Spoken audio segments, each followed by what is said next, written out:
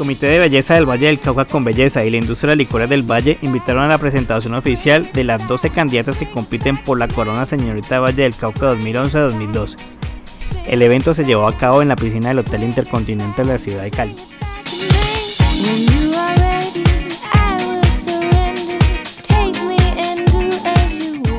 Dentro de su agenda, las candidatas tienen programada la visita a Fundamor para apoyar la obra social en pro de los niños VIH positivo. Esta visita se realizará el próximo miércoles 1 de junio.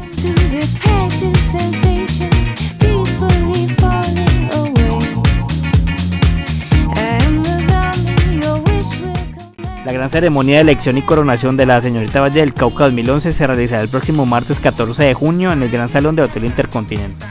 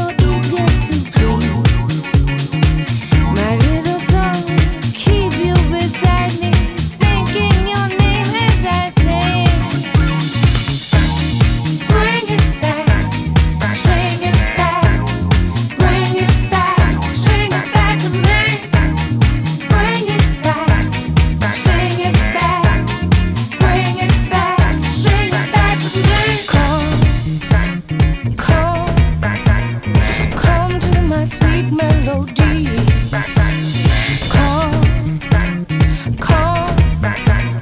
Come to my sweet melody.